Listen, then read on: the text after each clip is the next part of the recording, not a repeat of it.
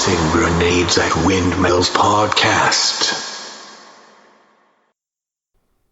Welcome to the Tossing Grenades at Windmills podcast. I am TC Ricks, and this is another chapter in the series called Mommeries, the autobiography of Josie Bergen-Lawson. We had previously discussed the time period around 1970 XYZ, the late 70s, where the family was in Houston. And this episode is going to be about Caspar, Wyoming, which occurred in, I believe, 78 to the mid-80s. But either way, I guess my very first question is, what did you think of Caspar, Wyoming? I hated Caspar. It's the complete opposite of a kind of an environment that I like. At least it had snow, but it was dry and ugly and arid. Most of Wyoming is dry and ugly and arid. The beautiful part of the state is the far western part of the state over by Idaho, where Yosemite and everything is. It's absolutely breathtaking over there, but the rest of the state is dry, and the Chinook winds blow a lot, and it's like... I do actually recall telling people from time to time that Wyoming is like somebody sucked up all of the pretty parts of the state into the parks in the Northeast. So I guess my next question is, what friends did you have, or who did you typically hang out with in Caspar? I did. I had friends there. My closest friend, whose name I can't remember now, Sister X. Okay. I wish I could remember her name, but she was, I took piano lessons from her for about a year. She was awesome. We were good friends. And she actually had, she was the first person I knew that had hypothyroid, and it's one reason when I started to have problems with it, I started to wonder if that's what it was, because she talked about being too tired to brush her teeth. So, yes, but yeah, her family was awesome. I actually liked the ward there. The ward was fine. Yeah, the only people there who were kind of annoying were their names started with a P. Peterson. Okay. Whoever they were, they had a large family. They were all really young. And the wife was really quiet. I always felt badly for her. And we liked them, and you hung out with them, and they hung out with us. They had one child who was, she might have been autistic, I don't know, but she had some problems, developmental problems. Wait, do you mean the Parishes? Yes, that's who I'm thinking. They were in Colorado. Oh, that was Colorado, okay. I just remember them always telling us that, are you sure they weren't in Wyoming? Because I remember him always telling us... Definitely, we home taught them. Okay, all right. But they were always, he was always telling me, because my children were very active, which I take as the sign of an intelligent child. An intelligent child is more difficult than a not as intelligent child. And you know what I mean? That's a terrible way to put it. But you know what I'm trying to say is that you guys were all very active, inquisitive, and hard to control. That's just the bottom line. That's the way it was. And I loved all of you for it. I mean, there was a woman, I think that was in Houston, where it was after Randy was very small. But you guys from a very young age would get up to the dinner table and sit on your booster seats and, feed yourselves and everything else. You were very independent. I remember this woman who was moving in, and I watched her 2 children for the day, and I was just exhausted by the end of the day because they could not do anything without help. It's everything they had to be picked up and put down, and I thought, well, I'm glad that my children are a little more independent and active. It's harder, but it's also just more what I'm used to, I guess. But her children were so passive and so dependent that I was just like, oh my gosh, I'm glad I have the kids I have. Obviously, we get the children that are better matched for us, I guess. But I was going to say that, because you guys were so active and into everything and kind of wild.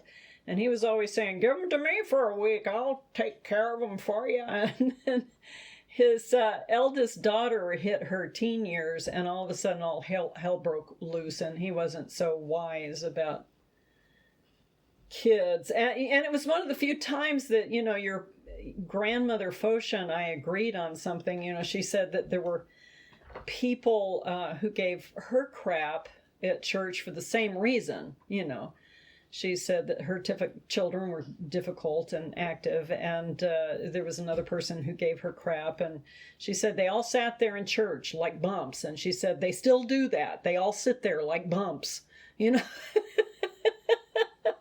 So, I always took that as words of wisdom. We didn't agree on much, but we agreed on the fact that active children have more potential than those who sit there like bumps or have to have you do everything for them. I guess that's what I mean, rather than less intelligent, more passive. Because, I'm not sure those children were any less intelligent than you guys were, but they were certainly far more passive and dependent, which was exhausting. So, anyway, Wyoming was an adventure. We moved into a brand new house with a huge backyard that was undeveloped. We got sod on part of it.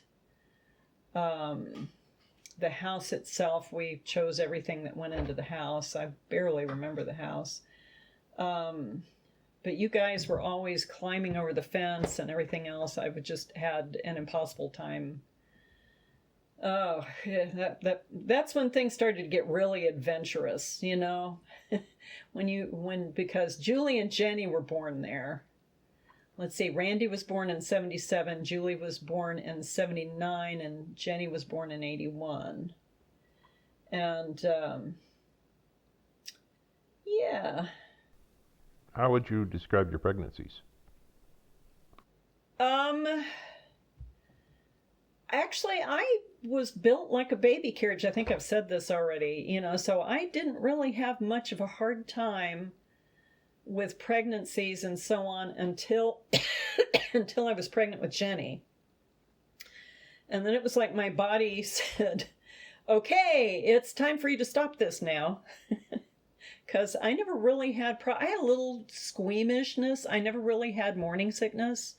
Your Aunt Marie had horrible, horrible, horrible morning sickness the entire time she was pregnant. Her teeth ended up being destroyed from morning sickness and everything else, and it threw her back out. She had a horrible time with all of her pregnancies. I think, the universe gave her a hard time with all of her pregnancies, and I had a pretty easy time until I was pregnant with Jenny. Jenny was the one that, when they started coming out with home pregnancy tests, they started coming out with home pregnancy tests. And when they first came out, they were little test tubes, and you mix together your powder and water, I think, and then you put, a certain, you had a dropper and you put like 1 or 2 or 3 drops of your own urine in the test tube. It's basically the same test I think they use at the doctor's office or whatever. And so I put I kept saying, I was sick all the time. I was so sick and vomiting and everything else. And your father kept saying, you're pregnant. And I kept saying, I don't get morning sickness.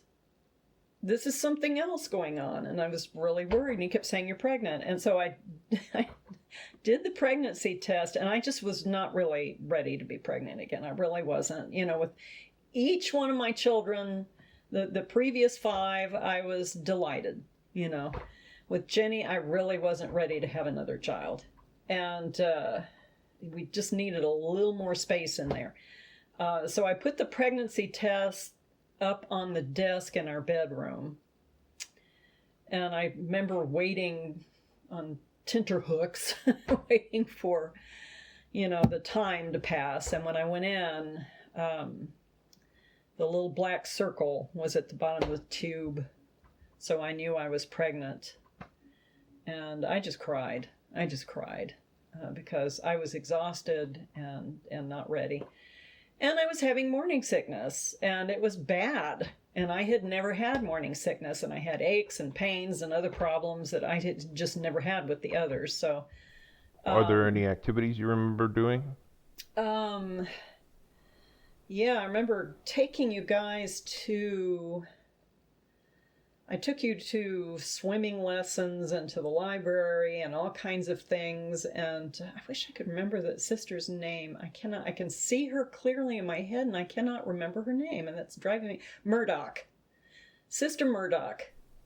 I remember you mentioning that. Yes, the Murdochs. I loved Sister Murdoch. She was awesome, and the entire Murdoch family was awesome, and the kids all got along, and it was, she was my best friend there. I had other friends there, but she was my best friend there. And anyway, I had taken you to swimming lessons and then taken you to the library for story time. And I sent you on in because I was so sick that I sent you into the story time and then sat out in the car because I was feeling sick. And I grabbed one of your towels and had been throwing up in the towel. And so Sister Murdoch came to the library with her family and came over to chat with me and was all friendly. And I was like, I've been throwing up. And I just kind of looked at her, and I think she realized something was wrong. And she was like, oh, okay, well, I'll see you later. And she walked into the library. But I'd been there throwing up in a towel. So, yeah. And it was an adventure because you guys were always getting out. And then we had that place. What did you guys call that place across? We called it Dead Horse. Yeah. Every place we moved, there was something deadly and dangerous nearby. So, the house in Houston had that stream behind there with deadly poisonous snakes in it. And who sometimes got into our yard. And then at Wyoming, we had Dead Horse Gulch or whatever it was called. And you guys would go out and go over, I think there was like a cliff there or whatever. It was like this area with probably scorpions and spiders and God knows what else. And you guys were always going over there to play. Randy drove our neighbor across the street. Cowboy Ed. Randy worshipped that guy.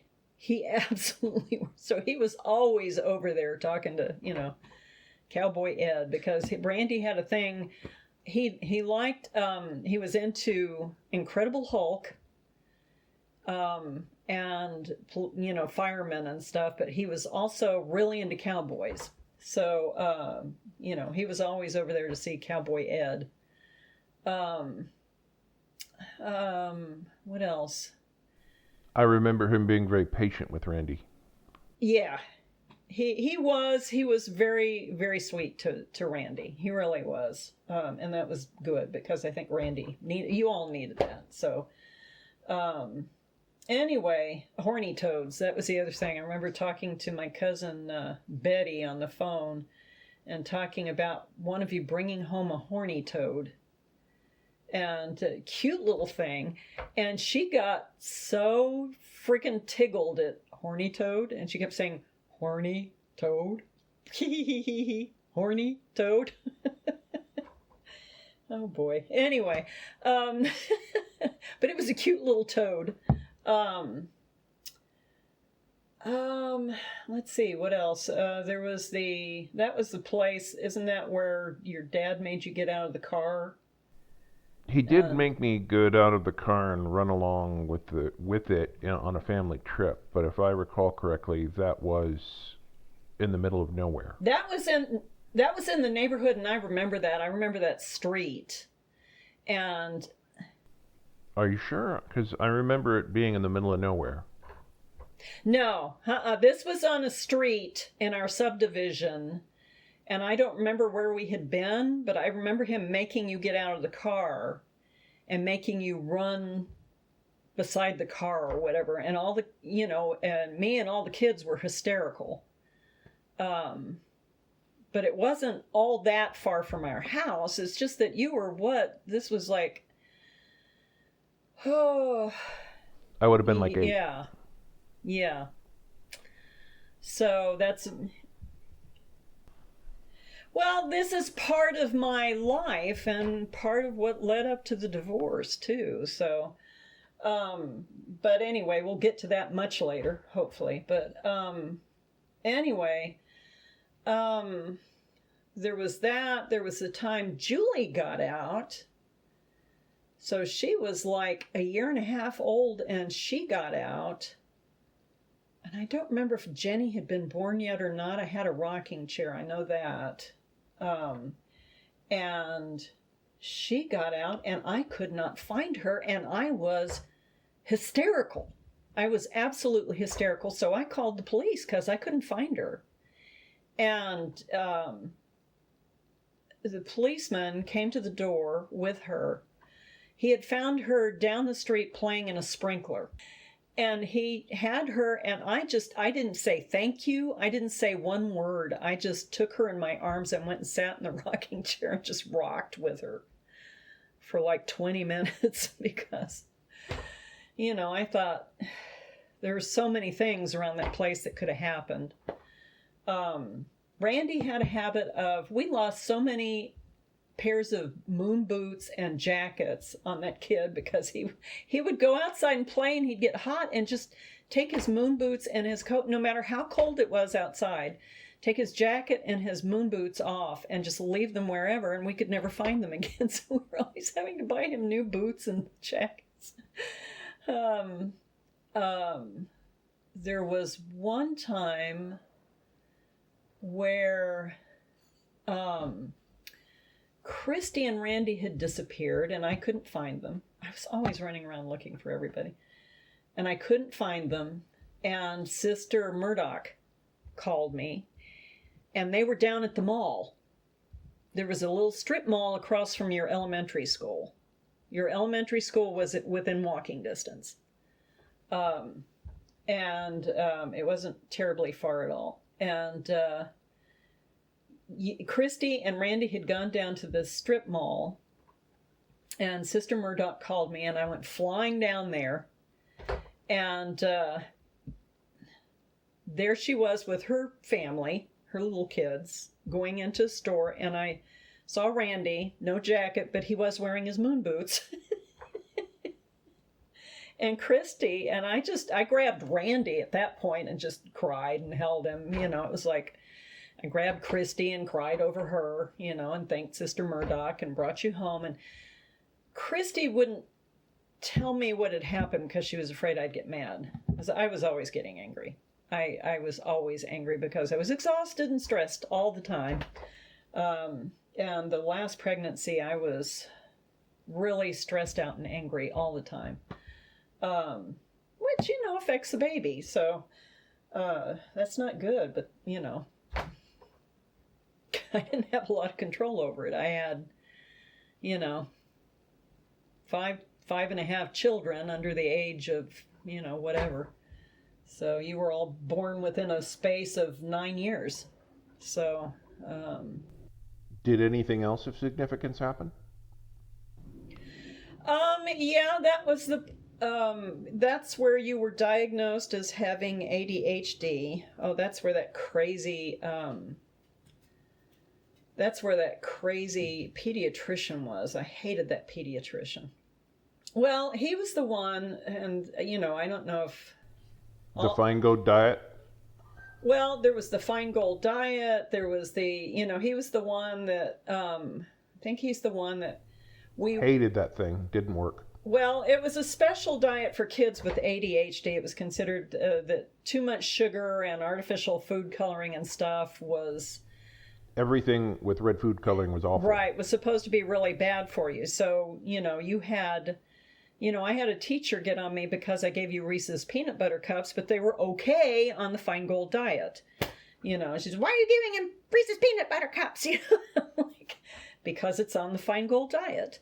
I studied that very carefully, But anyway, so there were a lot of things you couldn't have, and you hated it. It made you mad. But the doctor... Huh? And it didn't work. No, it didn't do jack shit. It was stupid anyway.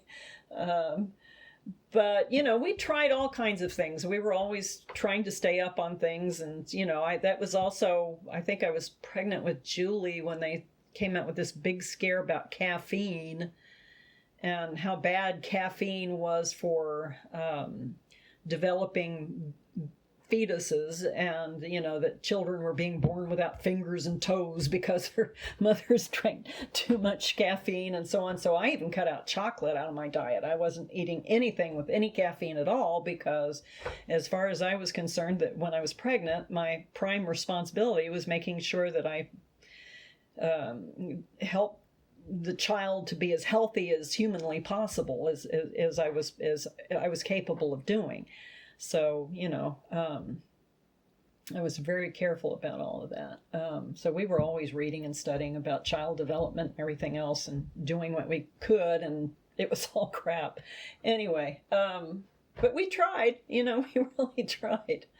But yeah, you were diagnosed with it. The teacher said you had it, and we took you to the doctor, and I think the first doctor we took you to there, we ended up going to a different doctor. I think it was at the same clinic, but it was a different doctor that I hated all the doctors at that clinic.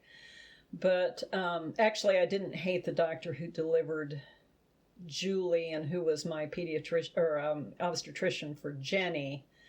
The doctor who delivered her, because he was out of town, boy, I wanted to kick him in the face. But anyway, we'll talk about that in a bit. But anyway, where was I? Oh, yeah. So we're sitting in this doctor's office, and he's had you stripped down to your underwear. We were in a freezing cold, air-conditioned office for about an hour, and it was dinner time. So, you guys were all acting crazy. You were all cold. He came in, and this idiot doctor, boy, he made me mad. Oh, he made me mad. He kept smacking you on the leg. He kept swatting you on the leg. And when I get that angry, I get very focused and controlled, and very quiet. And, Skip says I don't get loud when I get angry. I get very quiet, and it's terrifying. That guy should have been scared to death of me at that point because I was furious. He kept smacking you on the leg, and I finally said, stop that. And he said, well, he didn't do any tests or anything. He just was in there about 5 minutes. And he said, well, not only is he hyperactive, all your kids are hyperactive. And I just said, we've been sitting here in a freezing office for an hour. I'm hungry. The children are hungry. Right now, I'm hyperactive. And he just looked at me. It's like, okay, I've gone a little too far here. And this mother's going to, slit my throat or rip my head off or something. So he prescribed Ritalin for you. And we tried you on the Ritalin, and you were like a little zombie for 3 days. You were this little sad, dead-eyed zombie. And I said, this is not my child. We're not doing this. You know, my child may be... Richard was not happy. He liked the little zombie. But you know what? I'm the one dealing with them all day, and I want my child back. He's hyperactive, and he's difficult, but he's also funny and wonderful, and I love him, and I want my child back. I don't want this little dead-eyed zombie. We are not turning my child into a zombie. Not happening. So, anyway, yeah, that was the first pediatrician. We went through that. So we went through all the stuff at school. And, you know, the school, they did a lot of experimental stuff that apparently you were not learning things that you needed to learn, so that the next time we moved to Houston, you know, I thought you guys were all geniuses. You were all doing great in school. And we got to Houston and, you know, found out that all of you were way below the level you should have been at, including Greg. And I was kind of shocked. So, you know, you trust the teacher to know what they're doing, and they were off in fantasy land doing crazy things with you kids and not teaching you the skills you needed to be learning. So, yeah, the big vacation I remember taking was the one to Idaho for a family reunion. That was a freaking nightmare. I hated family reunions. I hated them. And I made your dad miserable because I would bitch about it the whole time and then for a week afterwards. But I just really hated family reunions. They were horrible. That was the family reunion where it was the year Star Wars came out, I guess. Because we all... No, it couldn't have been... No, that wasn't it. It was the year Empire Strikes Back came out. Because you remember me talking about your grandmother who hated Star Wars and bitched about all the awards it won at the Academy Awards and why all the worst movies win Academy Awards and blah, blah, blah. And anyway, she apparently liked Empire Strikes Back, but the whole family went to see that. And I just had a bad feeling about the whole thing. You know, we left all the kids back at the house with a babysitter. And this was a lot of kids. We left back at your Aunt Marie's house. And they had a tree house and they had a slide. And apparently you guys were climbing up in the tree house and jumping on the slide. And you missed. And I was in the upper branches shaking and tried to impress people, and it cracked. And then I fell down on the slide on my face. Yeah. So... we're all and I had a bad feeling. Anytime I don't listen to myself, I always regret that. I just had a gut feeling, you know, and You know, this is the first time you've told that story that I realized you had a bad feeling while you were watching a Star Wars movie. In other words, a disturbance in the Force. Yes, there was a disturbance in the Force. I just knew something was wrong, and the box office came in and found us and brought us out. And the babysitter had called us and told us what happened and said, but, you know, my mother's a nurse, and she came over and looked at him and said, you know, he's fine. So, but I'm just letting you know what happened.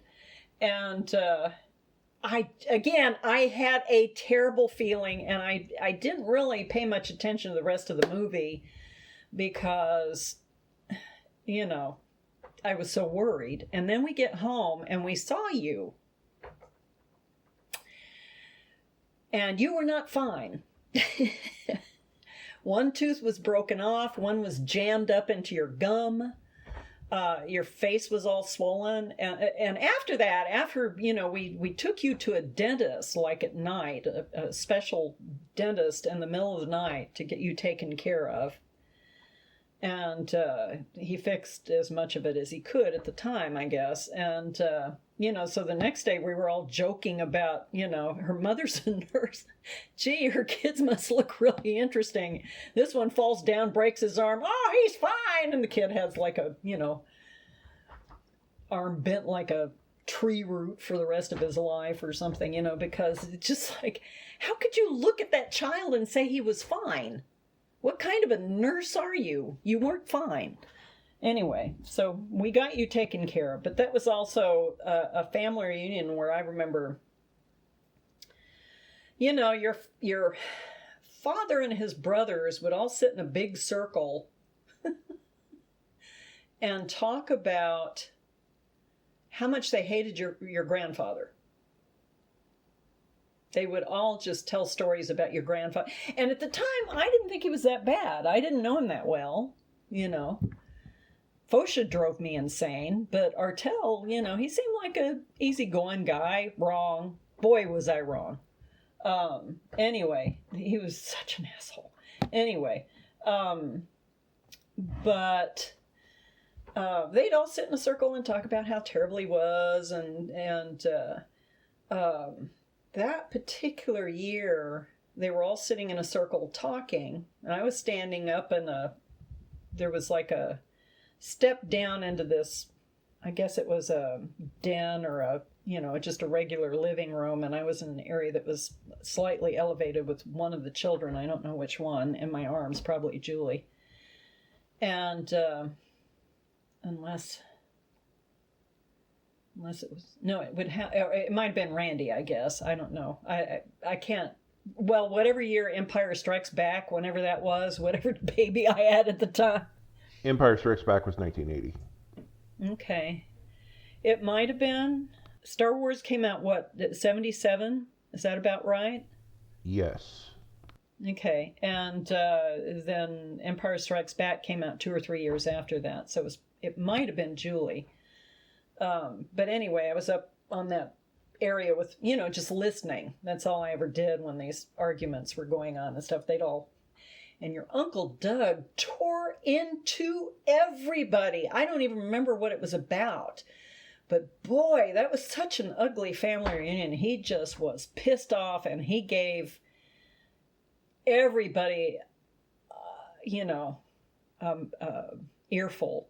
And part of it was they were so separated from the rest of the family, and they were down in China Lake in California, and Aunt Janice hated the rest of the family, and so she was always filling his ears with her anger towards the family, and your Doug was more sympathetic to her than your dad was to me and my concerns. And whatever concerns I have were just rolled off his back like, she's complaining again. That's how he took everything, no matter how legitimate or whatever, which is kind of frustrating and tends to, cause problems when you are automatically dismissed no matter what you say. But yeah, that was bad. That was an ugly scene, that big fight, with Uncle Doug chewing out the entire rest of the family and telling them how horrible he thought they all were. What else happened that particular family reunion? I don't remember a lot about that. I just remember, We went sand dunes. Oh yeah, the sand dunes. The sand dunes were fun, actually.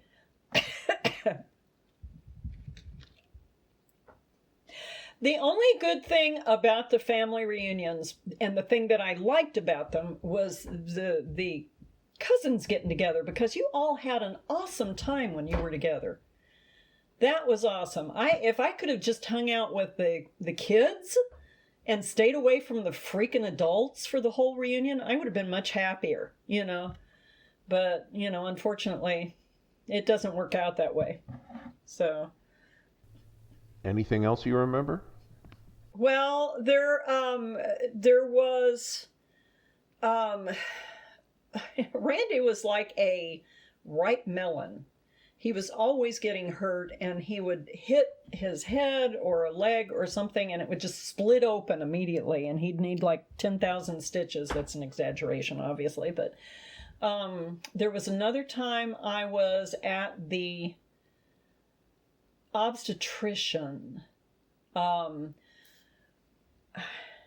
think I was pregnant with Jenny. Yes, I was pregnant with Jenny. We had a babysitter while I went to the obstetrician. And the babysitter called me to tell me Randy was hurt. Again, oh, he's okay. No, he wasn't. I got home from my obstetrician's appointment, and he and Christy had been playing in their bedroom. Her bed was there, I think, and his crib was there. He was such a cheerful little kid. He was a good-natured little kid. He really, like you, didn't cry a whole lot. He ate anything I put in front of him. Just a really good-natured little dude. Although he was always kind of a little sad, too. But anyway, he and Christy had put something, I don't remember what, they had balanced something on his crib to her bed. And they were like running around and jumping from like his crib down to her bed and around to the floor. I don't remember exactly how it worked. But he fell and split his head open, his forehead. And I rushed him to the doctor, the other pediatrician I didn't like. And this pediatrician, I'm sitting there and the doctor's, poking around in that wound to see if there's, a piece of bone that he needs to pull out or anything, or if the skull is chipped or something. And, I was getting a little weak watching that. He said, "Are you okay? Do you need to leave the room?" I said, No, I'm fine. And he needed a bunch of stitches because it had gone all the way down to the bone. So he had to stitch the muscle together and then the skin together and all that stuff. And but in the meantime, while we're in there waiting for the pediatrician said, have him strip down to his underwear, and Randy got hysterical. He got hysterical. And I couldn't understand why. He said, "Please, Mom, don't make me do it. Don't make me do it. Don't make me do it. Don't make me do it." He didn't want to strip down to his underwear. And I couldn't understand. It made no sense. He'd never done this before. And he was like 2.5, 3.5 years old. I can't,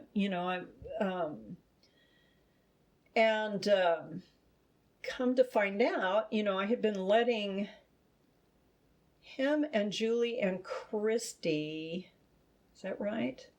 No, I don't think Julie was old enough. But Randy and Christy would go down the street to play with Hodgie, that kid. And I didn't realize his parents were never there. He was a 13-year-old boy. And apparently you and Greg were also going down with them sometimes, which I didn't realize. And apparently he had been making pornographic movies starring my children, having Christy give Randy fellatio and things like that, and making you and Greg watch. And this came out. I could be wrong, but I'm pretty sure I actually wasn't there. That's because Greg is the one who told me this. Greg is that, because I thought it was just Christy and Randy. And it took me a while to get Christy to tell me what had happened. She was again afraid I'd get mad. And I did get mad, but not at Christy. I think Greg told me later that Hodgie made him watch while these things went on. And maybe I could be misremembering, but I vaguely remember Greg telling me. He was a bully to everyone, but I don't remember seeing this part. Oh, yeah. He was horrible to you. And this was while I was pregnant with Jenny. I remember this. I was pregnant with Jenny because I was so... Huh? That would explain Julie not being there. Yeah, she was a baby at that time. So she and Jenny were 13 and a half months apart. So she was still a babe in arms. And correct me if I'm wrong, but basically nothing ever happened to him. Isn't that correct? No, it didn't. And I was so, well, you can imagine, I had been sexually molested myself as a child. And the one thing you swear when you've been through that is you're never going to let anything, or at least me, I don't know about everybody else, but me, I swore that was never going to happen to my children. And it did. So part of my rage was at myself for not preventing it from happening, from being so trusting. And no one listened to you. No, and that's the problem. And your father minimized it. He didn't, he was like, ooh, and I called their house. First, the kid got on the phone, and I tore into him, and he was like, "Oh, that's a lie, and your oldest kid is mentally retarded. He can't even ride a bike," and blah, blah, blah, blah. And I was like, so eventually I got his mother, and I'm talking to his mother, and I'm trying so hard to control myself because I am so full of rage right now. And she's saying things like, well, he's a straight A student, which now you realize, in that school system, that's not a big deal. So, my kids are all straight A students too, Every kid is a straight A student in this school. Anyway, she just refused to believe it. So I was not getting any satisfaction from this. And I talked to the pediatrician about it, and the stupid friggin' pediatrician said, oh, just, ignore it. Don't talk about it. He'll forget all about it and everything will be fine.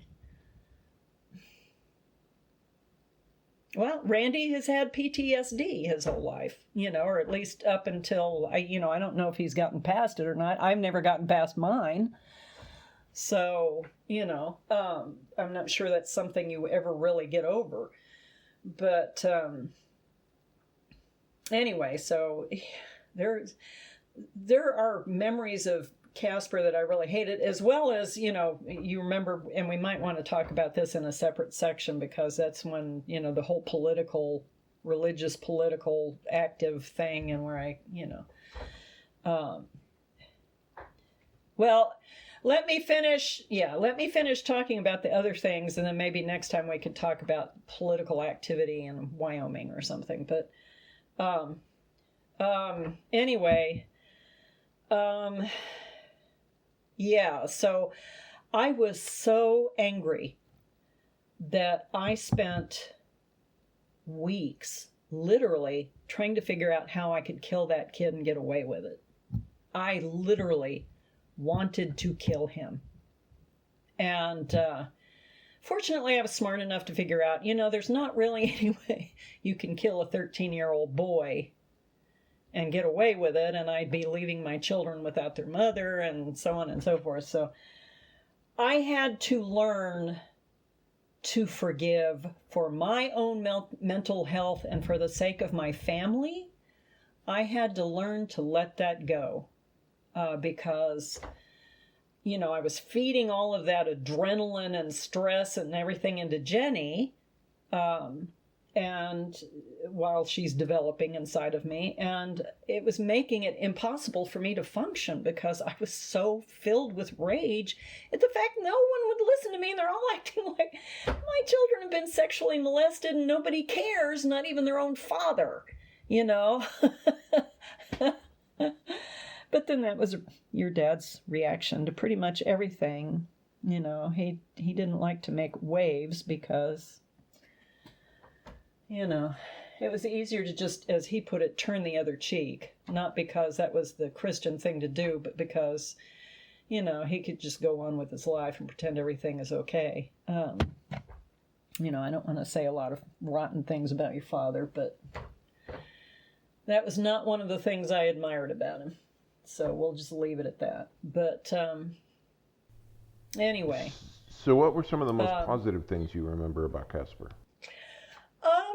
Just, mostly we liked church. We liked the ward. I loved Sister Murdoch. I did have friends there. There was one woman there who was a breastfeeding advocate, and she was fanatical about it. I remember us having a discussion. Sister Murdoch and I were her visiting teachers, and, she went on a big, long 20-minute diatribe about breastfeeding and so, because I was open-minded about it, because 3 of my children had been bottle fed, and by the time I had Randy, I was able to breastfeed because I had different doctors, and I breastfed Julie and breastfed Jenny. I breastfed Jenny for a year. The same sister, we were in the Relief Society, and I remember we had a Relief Society meeting where we were both pregnant. I can't remember her name, but we were both pregnant. We dressed up like bears. I made little hoods with bear ears for us and little paw things. And because we were pregnant, we sang Bare Necessities for a Relief Society social, which was fun. That was a fun memory. Things like that. Taking piano lessons was nice. It was terrifying. I did a recital, and I think after the recital I just quit because the recital was so terrifying for me. But I played 2 pieces in the recital. Richard was really proud of me for that and said so, which was nice. Let's see, what else? I can't remember a whole heck. Do you remember anything else you did with the kids in particular? Well, that's also when, because you had learning disabilities, I started reading to you. I don't know if you remember that. I read the Great Brain series, and I read, You read The Great Brain to everyone, but to me you read the Narnia Chronicles, and then Lord of the Rings, and then tried to read Lord Foul's Bane. Narnia Chronicles, yeah. Yes, and then I tried to read the Stephen R. Donaldson books, and there's in that first one, there's that brutal rape scene. Right, but it was like, oh, that's Nephi. Yeah, we had Nephi there too, and your dad got this big long chain, and we'd chain him up in that dry, deserty backyard that we had. But anyway, and you started playing D&D there. I think it's where you had. I think that's where you had the D&D meltdown, because we had been reading negative things about D&D, and the fact that you had such a big meltdown convinced us that, oh, maybe this isn't a good thing for him. That's right. You got me interested at the same family reunion I broke my tooth, where you were playing with Uncle Ray. Yeah, your Uncle Raymond conducted a campaign. So basically, I had the fit because I wanted to go to play with a friend, and you were running. You made me go to soccer practice, so I kind of lost out on what I thought was a second opportunity, and so I basically had a meltdown. Mm-hmm. Yeah, it scared us. It scared us because you got so upset, and we were like, "Oh yeah, this must not be good stuff if he's so addicted to it at such a young age." But what else was I going to say? There was something else in there. Oh yes, just reading. Yeah, I read you Lord of the Rings, Lord of the Rings trilogy, and the Narnia Chronicles, and a number of other things. Greg listened on a lot of those, but not all of them. Christy and Randy weren't really interested, But yeah, and it seemed to help too. I'm a strong believer in, if a child has reading disabilities, reading to them is the best thing to help them with that, because it certainly seemed to help with you. I do, because we had, that's also the place where we left the house and came back, and there was a burn mark in the carpeting in the dining room. And your house, your cousins, Marie's children, right, the same family reunion, they had been playing with matches in the closet. They didn't want to get caught playing with them. Well, they set something on fire, and Well, they set something in the closet on fire, and they didn't tell anybody because they were afraid they'd get in trouble. So their house caught fire. It was horrible. It was absolutely horrible. I remember all your Aunt Marie's letters about it and everything. It was terrible. And so, and we had told you kids about all of that stuff happening, and nobody died, but it was still awful. Everything she talked about. And, we've been through a fire, so we know what it's like to live with, everything smelling like smoke and everything else. Even if everything doesn't get destroyed, there's still other things that go along with it. The soot and the smoke all over everything. But anyway, we came home and Greg had burned a hole. He'd been lighting pieces of paper on the gas stove and taking them into the dining room, which is funny now. And he had burned a hole in the carpet. And we were like, Greg! Again, this is like the broken leg. Greg! You already broke your leg. Well, I already broke my leg. I'm immune, right? So, again, Greg was sometimes too smart for his own good at a young age. And his comment was, I was being careful.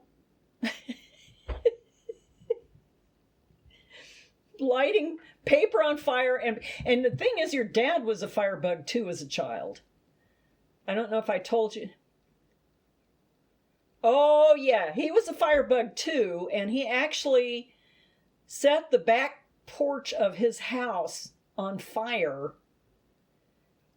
And another brother got blamed for it, and he never corrected it. I don't remember who got blamed for it, whether it was James or David or who, but somebody else got blamed for it, and he never corrected it. But he's the one who said, if you have any big family reunions and the rest of the uncles are there, and that subject comes up, it was your uncle, it was your father who set the back porch of the house on fire. Anyway, but yeah, your dad had a fascination with fire, and so did Greg. And I didn't know that. That would explain his interest in model rockets later on. Yeah, it is. But anyway, so we were able to find some remnants of the carpeting and fix the hole, the burned hole in the dining room carpet. Your dad did that. He did. Yes. Here's some good things about your dad. When I was pregnant with Jenny, and I was so sick all the time and miserable, lying on the couch. And this is the difference between your Aunt Marie and your Uncle Larry and your father and me. Your father very happily helped out with the children at church and everything else. He would go off to change diapers and everything else. He was great about that stuff. He really was. And he'd come home from work, and I'd be lying on the couch, and I'm sorry I couldn't make dinner. I just feel like crap. And he'd make dinner, and I'd be apologizing, and he'd say, that's okay. I'd rather be doing what I'm doing than what you're doing, So he was so good-natured about that. He really was supportive about that. So I will give him that. We had other issues. But I do remember that. He was really good about all that. So your Uncle Larry and your Aunt Marie, on the other hand, I think I told you, she was so violently ill the whole time she was pregnant. And she would throw her back out, so it was so painful that she could barely walk. And your Uncle Larry would come home and find her on the couch and say, I guess this means I'm making dinner again. So I got the better husband/dad out of those two marriages as far as that goes. So at least at that time in our lives. So later on things got different, but let's not talk about that right now. So